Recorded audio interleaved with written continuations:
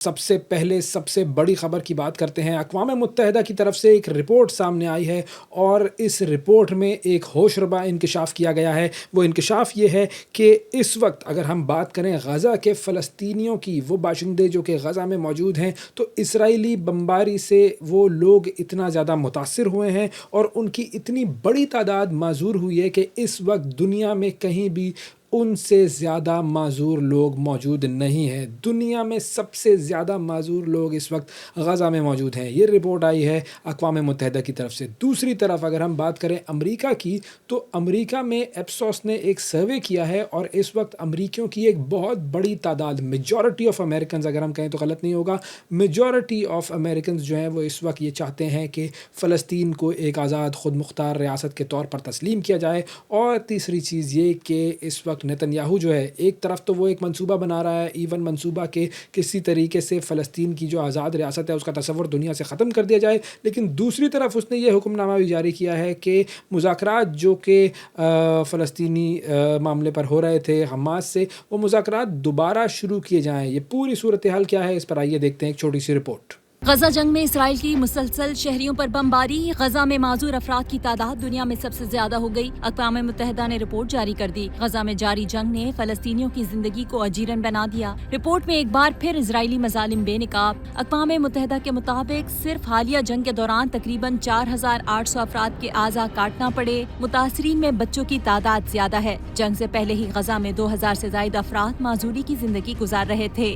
غزہ کا سب سے بڑا اسپتال الشفا بھی کھندرات میں تبدیل ہو چکا۔ طبی شعبے پر شدید دباؤ ہے، مصنوعی اعضاء اور ماہر سرجنز کی کمی ہے، جبکہ بنیادی سہولتوں تک رسائی بھی نہ ہونے کے برابر ہے۔ بچوں میں جسمانی معذوری کے ساتھ نفسیاتی مسائل میں بھی تیزی سے اضافہ ہو رہا ہے۔ ادھر غزہ میں جاری اسرائیل کے مظالم کے خلاف امریکی بھی بول پڑے۔ امریکیوں کی اکثریت نے فلسطینی ریاست کے حق میں رائے دے دی۔ سروے کے مطابق 58% امریکیوں کا ماننا ہے کہ اقوام متحدہ کے تمام رکن ممالک کو فلسطین کو بطور ریاست تسلیم کرنا چاہیے۔ سروے کے دوران غزہ جنگ بندی کی امید بھی ظاہر کی گئی۔ اسرائیلی وزیر اعظم نیتن یاہو کو جنگ بندی کے لیے عالمی دباؤ کے ساتھ اندر سے بھی شدید تنقید کا سامنا ہے۔ نیتن یاہو نے غزہ جنگ بندی مذاکرات فوری شروع کرنے کی ہدایت کر دی، لیکن یہ نہیں بتایا کہ جنگ بندی مذاکرات کی ہدایت کس کو دی ہے۔ اسرائیلی وزیر اعظم کا دفتر بھی کسی بھی ہدایت سے لا علم نکلا۔ وزیر اعظم کے دفتر سے جاری بیان کے مطابق فی الوقت اسرائیلی وفد قطر یا مصر بھیجنے کا کوئی منصوبہ نہیں۔ آگے بڑھتے ہیں اور رخ کرتے ہیں کولمبیا کا، جہاں پر ٹیررزم کے 2 سیپریٹ واقعات ہوئے ہیں، 2 الگ الگ واقعات ہوئے ہیں، جن میں 18 لوگ ہلاک ہوئے ہیں اور درجنوں لوگ ایسے ہیں جو کہ زخمی ہیں۔ یہ دونوں واقعات کولمبیا میں ہوئے۔ یہ واقعات کیا تھے آپ کو بتاتے ہیں جی۔ سب سے پہلے تو ایک واقعہ پیش آیا کولمبیا کی ایک ویسٹرن سٹی ہے جس کا نام ہے کالی۔ وہاں پر ایک کار بام جو ہے وہ پھٹا، جس میں 6 لوگ ہلاک ہوئے اور 60 لوگ ہیں تقریباً جو کہ زخمیوں کا فگر سامنے آیا ہے اتھارٹیز کے مطابق۔ ایک واقعہ تو یہ ہوا۔ دوسرا واقعہ جمعرات کو پیش آیا، ایک پولیس ہیلی کاپٹر پر ایک ڈرون اٹیک ہوا اور اس ڈرون اٹیک کی وجہ سے تقریباً 12 لوگ جو ہیں وہ میڈلن شہر میں ہلاک ہوئے ہیں۔ تو اور اس میں بھی ظاہر ہے کافی لوگ ایسے ہیں کہ جو کہ زخمی ہوئے ہیں۔ تو ٹوٹل جو 18 لوگ ہیں ان کے ہلاک ہونے کی اطلاعات ہیں کولمبیا میں۔ اچھا، اب کولمبیا میں جن گروپس کے ساتھ اس پورے معاملے کو جوڑا جا رہا ہے ان میں سب سے بڑا گروپ ہے وہ ہے revolutionary armed forces of Columbia. یہ ایک ایسا گروپ ہے جو کہ اس وقت انتہا پسندی کی طرف چلا گیا ہے کولمبیا میں اور اس طرح کے واقعات کر رہا ہے، اور اگلے سال وہاں پر الیکشنز ہیں۔ الیکشنز کو بھی کافی زیادہ خطرہ لاحق ہے، اور جو کالی جو شہر ہے اس کے جو میئر ہیں انہوں نے اس پورے شہر میں ایمرجنسی نافذ کر دی ہے، بلکہ مارشل لاء جو ہے وہ انہوں نے نافذ کر دیا ہے۔ اگر ہم شہر کی بات کریں تو کولمبیا کا تیسرا بڑا شہر ہے، وہ تیسرا سب سے زیادہ آبادی والا شہر ہے، اور وہاں پر انہوں نے یہ بھی اناؤنس کر دیا ہے کہ جی بڑے ٹرکس شہر میں نہیں آ سکتے ہیں، اور اگر کسی کو کسی قسم کی دہشت گردوں کے بارے میں معلومات ہیں وہ اطلاع دے، $10,000 کا انعام بھی وہاں پر جو ہے اس کا اناؤنسمنٹ کیا گیا ہے۔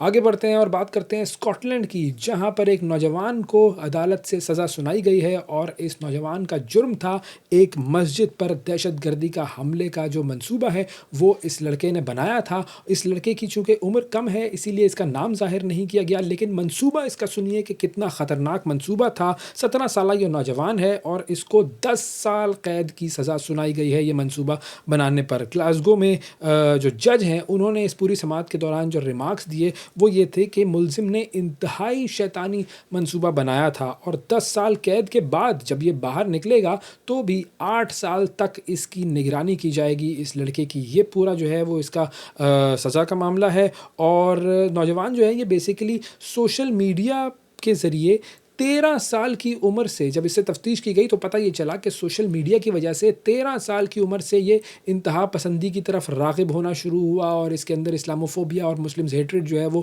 بڑھنا شروع ہوئی. اور اس کا جو فون تھا اس سے تصویریں ملی ہیں جی. ایک تو ہٹلر کی تصویر ملی, ایک میسولونی کی تصویر ملی اور ایک ناروے میں ایک دہشت گردانہ حملہ ہوا تھا جو کہ حملہ کرنے والا شخص تھا اینڈرس بروک, اس کی بھی تصویر اور یہ تمام لوگوں کے ناموں کی فہرست ملی ہے. یہ ان لوگوں سے انسپائرڈ تھا اور تفتیش میں انکشاف یہ ہوا کہ اس کا پلان یہ تھا کہ یہ مسجد پر پہلے حملہ کرے گا اور پھر اس کے بعد وہاں پر جو نمازی موجود ہیں ان کو یہ آگ لگا دے گا. یہ اس کا مذموم منصوبہ تھا اور اس کو جنوری میں گرفتار کیا گیا تھا اس لڑکے کو اور اس کے پاس سے پھر اسلحہ بھی ملا تھا. اور گرفتاری سے قبل اس لڑکے نے مسجد کے جو امام تھے ان سے کانٹیکٹ کیا تھا اور ان امام صاحب کو اس لڑکے نے یہ کہا تھا کہ میں اسلام قبول کرنا چاہتا ہوں, اسلام کی طرف راغب ہوں. اور اس کا بیسکلی مقصد یہ تھا کہ امام صاحب کو یہ اعتماد میں لے لے اور مسجد تک یہ رسائی حاصل کر سکے. لیکن اب اس کو 10 سال کی قید جو ہے وہ سنا دی گئی ہے اور 10 سال کے بعد 8 سال تک یہ مکمل طور پر نگرانی میں رہے گا.